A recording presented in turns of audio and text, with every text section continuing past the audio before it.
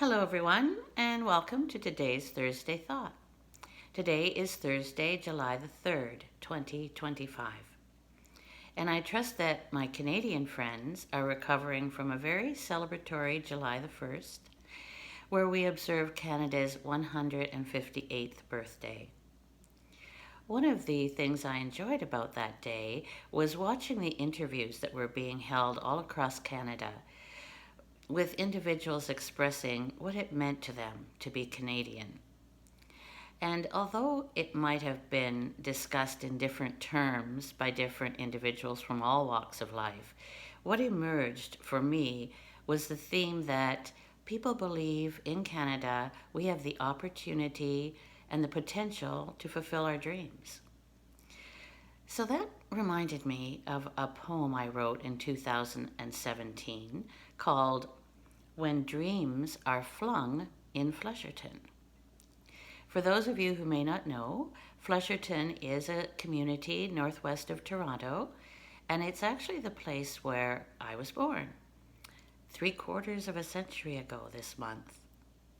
I know that a lot of people don't really like to declare their age, but I kind of subscribe to what I heard once that I'm happy for people to know how old I am because it's been a long journey, and some of those roads were not paved. So I think probably some of you can relate to that sentiment as well. But as I explained earlier, in 2017, part of my role was to go to various community celebrations with original poetry to just help observe the event and contribute as I could. And one of those was called the Flesherton Fling.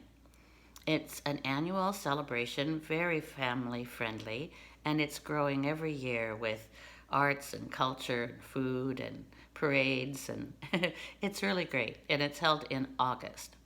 So I was happy to turn up and bring this poem as my way of contributing. When Dreams Are Flung in Flesherton. Come, gather together, ye women and men. Drink deeply from the fountain of life. Release for some moments your worries and fears. Forget any trials or strife. Let's focus instead on today's daily bread and the riches that flow through our hands. Then look backwards in time to what history defines as precious memories locked in this land. Can you hear them? Those footsteps from centuries ago when the Turtle First Nation lived here. What were their dreams as they worked the land before those known as settlers appeared? Can you hear them? The wheels of a stagecoach stopping a while at the Munchaw Hotel. Hear the sighs of the weary travelers who would find some respite there as well. Can you see him? Aaron Munchaw, quite a rebel, or so he was known, granted amnesty back here in Canada, choosing Artemisia Corners as home.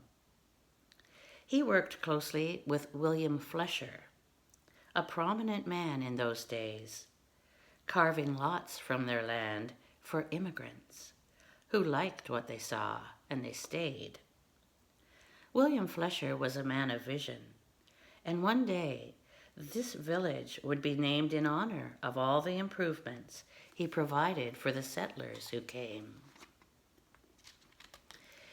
Can you see them? The sawmill and gristmill?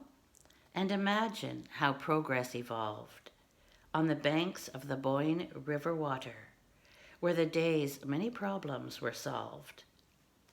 Can you see them? The first schools and churches, the first post office, taverns and trades, like the skills of a blacksmith's anvil, while a publisher's future was made. Can you smell it? The sweet scent of horses, as people gathered in the village square for the annual horse sale held every spring, What a flurry of excitement there. Can you hear it? The cheers of support when the farmers' votes paved the way for the first female elected to Parliament Hill, our very own Lady from Grey. Can you see it? The look in a father's eyes when he would come to the midwife's place and see for the first time his tiny new child, delivered by Grandma Noon's grace. Can you feel it? The energy born of resolve and of faith in the Spirit's strong will. It was dreamers who created Flesherton and left a legacy to inspire us still. Since long ago days, the fabric of dreams has been woven through these highland hills, and the essence of the dreamers remains in the air for those who have dreams to fulfill. There's a torch being passed from those dreamers to all who will grasp it and run, if we never lose sight of the dream's fragile flight, before the challenge of each race is won. Let's fling far our hopes, and like seeds they will sprout in the fertile soil of our cherished schemes, if we can learn from the past the lessons that last. We too can fulfill all our dreams.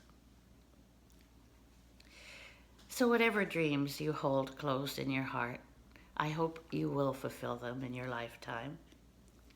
Next week, for the final episode of this series, I want to reflect a little bit more on the importance of dreaming. And until then, have a great week and keep dreaming. I'll talk to you soon. In the meantime, thank you for listening, and goodbye for now.